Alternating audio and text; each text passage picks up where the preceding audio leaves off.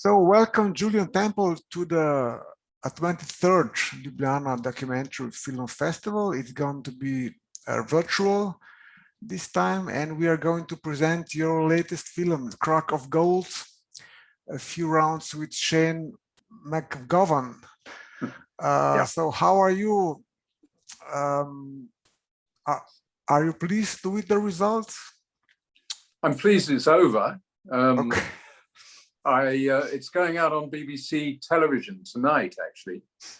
So it'll be interesting to see how it does there. I'm glad I could survive making a film with Shane. Yeah, I think, he comes with a warning that he's not the easiest man in the world. So I wasn't sure that I wanted to do it, but having survived it, I'm happy that I did. He's a fascinating man and I respect him enormously, but he isn't easy. And, it was a very difficult film as a result to make. But sometimes, difficulties push you into, solutions you wouldn't have thought of otherwise. Yeah. He asked me to do the film, but then when I finally said yes, I decided, well, why not? I can take a bit of pain. I didn't know how much pain was involved, but he said, first thing, well, there's going to be no interviews, right? I'm not doing any interviews, which is, okay, you can work with that, but it makes it harder. Very encouraging. Yeah. And he said, go away and make your fucking film. I don't want to be really part of it, So, but we had to think of ways of getting him to talk. So, we have him in conversation with different people, which is a very time ineffective way of doing things. We had 3 days it took to do the conversation with Johnny Depp and Shane. First day, Shane didn't turn up. Second day, Johnny didn't turn up. Then on the third day, they both turned up, sat down and talked for like 8 hours, And out of that, I could find about 3 minutes, 5 minutes that I could use, because they were talking for hours about Jerry Lee Lewis, the piano player, rock and roller, or Chris Christopherson. I was like, this is about Shane MacGowan. It's not about Chris Christopherson, And we went to bed at the crew wouldn't shoot beyond 6 in the morning. So we went to bed and got up in the afternoon, and they were still sitting there, same place, still talking about Chris Christopherson. I liked your comment that you felt like David Attenborough, during the filming, setting up camera traps for Shane and waiting for days and days, something to happen. So it was something like that, yeah? It was, yeah. We waited for 4 days for him in Tipperary in Ireland, where he grew up, his childhood. And on the 4th day, we were so excited because we heard he was in the car coming from Dublin to do it. Really excited, having waited for 3 days. Whole film crew, everyone there, wasting time and money. And yes, he's in the car and he arrives to the nearest town and he stops at the nearest bar. Says, come and meet me here. And his home is about 5 miles, where he grew up. Mm-hmm. And he said, I'm not doing it. I'm not coming any further. I'm not doing it. So we were very excited for a while and then very disappointed. Mm. But it makes it more interesting. We did search for a lot of anything that any journalist had with Shane from 1985 in, Milan or something, little micro cassette in the attic of some journalist. And yeah, we found quite a lot. The sound quality was shit, but the content was great because he was spontaneous, very truthful, very unguarded, very relaxed. So you got a real version of Shane from these fragments of different conversations. You got different versions of the same story, which was interesting. So I did an insert of a micro cassette recorder and put it on the table. In the flower.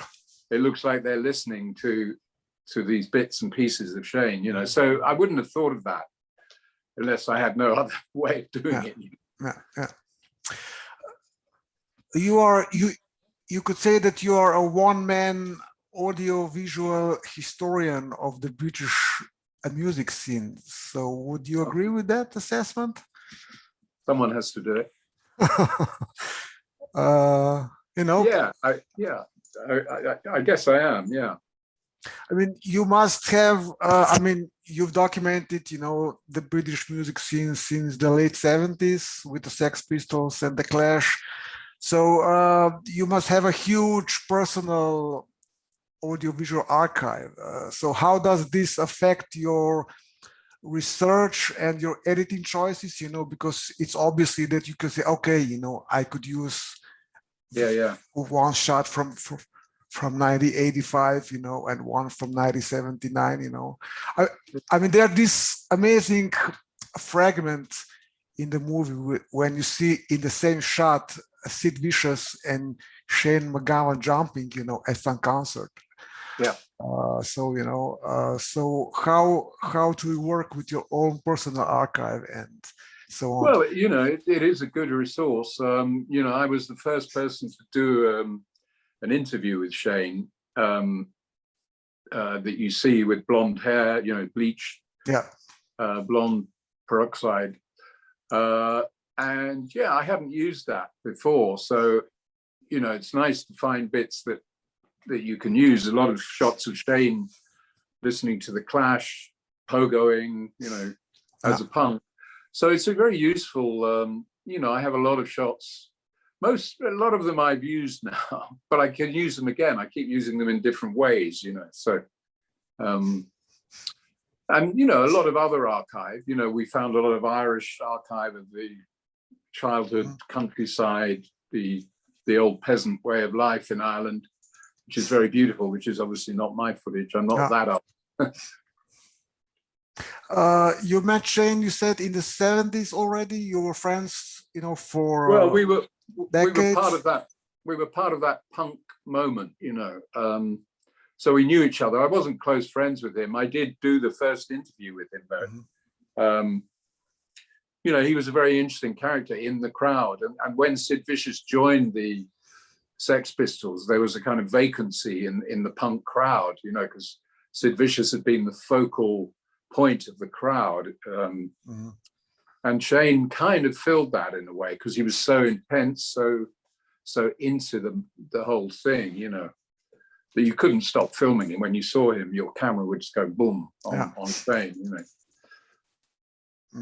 You add political context to the film, which is of course inevitable in a story about an Irishman in London in the 70s, you know. So how much was the music scene conscious of the troubles, you know, back in the day? You know, was this very, you know, well, everyone was conscious because, you know, even in London there was, you know, there was a war going on in Northern Ireland.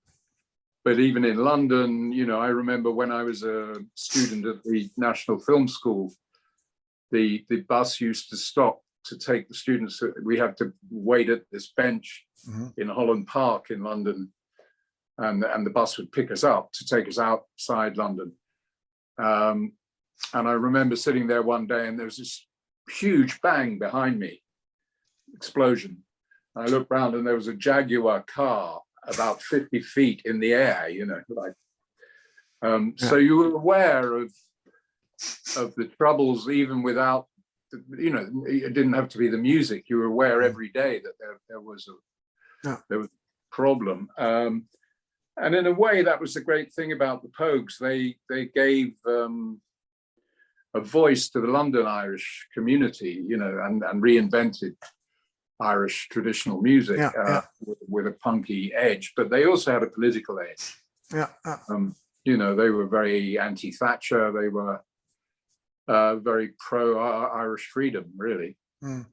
But what I didn't know actually before that, you know, is that the story about Shane and the Pogues is not so much a story about the Irish, you know, band, but the story about the Irish people living in London, you know. Yeah. So because this was, at least to me or us in Slovenia, quite, I mean, this, because it's obviously now, you know, that the film shows that, you know, that he was always singing about the Irishman in London, not about the Irish people, you know, somewhere in the country. No, I think he was very much part of the diaspora, you know, the Irish abroad, and very much focused on the London Irish community, yes, which he was part of, but also New York, you know, Fairy Tale of New York is obviously, you know, an Irish couple in New York. He was very aware of Irish American, yes, culture, very aware of Australian Irish, you know, the song Waltzing Matilda that he does in the film. You know, the Irish went all over the world when they couldn't live in Ireland. They were starving. You know, the British were not very nice to them, so they had to leave. You know.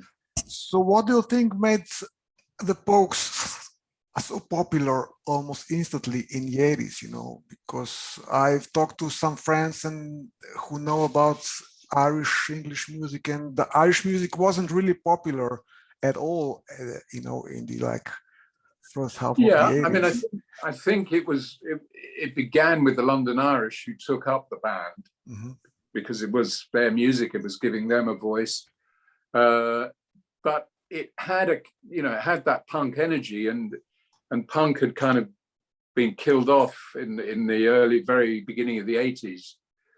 And then you had very different, the New Romantics, synthesizer guys. They weren't really bands with the same attitude, a political and angry social attitude. And, you know, the Pogues, you know, brought back that punk energy that had been missing for 4 or 5 years. And I think people were really, thank God for that, you know, after the guy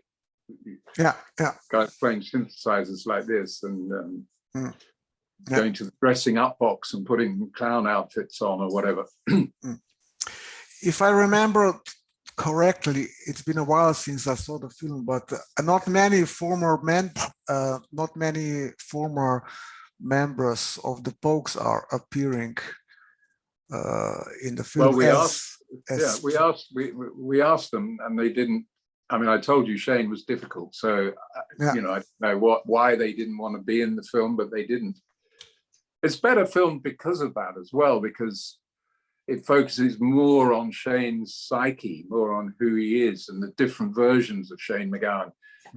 I think there were 7 or 8 Pogues. I don't know how many. So if you kept having to have all these Pogues, it would be very diffuse and not as focused and concentrated emotionally, I don't think. Will there be a band like the Pogues in the future? Well, I'm sure in other cultures, yes. You know, maybe in Latin America, well, you know, there's been very good punk bands from all over the world. I don't think in the UK, you know, the UK is pretty played out. England, it's kind of done its thing with that kind of music, I think. Probably Ireland too. But, you know, I think in other parts of the world, you know, something great has got to come from Africa at some point. My final question, what is your favorite Pogue song? Favorite Pogue song? It's difficult because there's so many good ones. Certainly not Fairy Tale of New York, which is great, but you know, it's too much, really. It's been kind of made something that it wasn't, you know. It's kind of been neutered. Yeah. Is it really the most popular Christmas song of the last 30 years? Yeah, of the 21st century, yeah. So it's a nice Christmas present for Shane every year, you know. Those checks. And he was born on Christmas Day, so it's... Oh, really? Oh. Yeah.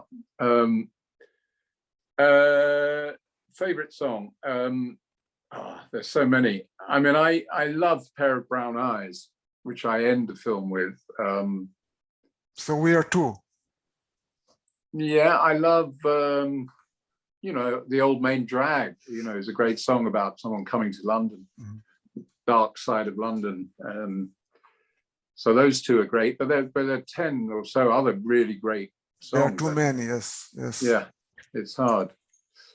So yeah, if the film makes people listen again to the Pogues, I think that's a good idea, because it may inspire young people, you know, in Slovenia to use it, you know, I'm sure they've done it already, but, you know, there's an attitude as well as just the music. Yeah. That's important, I think. Yeah. Okay, Julien, thank you very much. Okay. I hope... I'm going to have a haircut like yours very soon. I grew my hair. I said I wouldn't have a haircut till I get my second vaccine. Oh. So it's got unusually long for me. So it's an odd look. But anyway. Okay, thank you very much for the talk. Thank you. Okay, yeah, take care. Bye. Bye.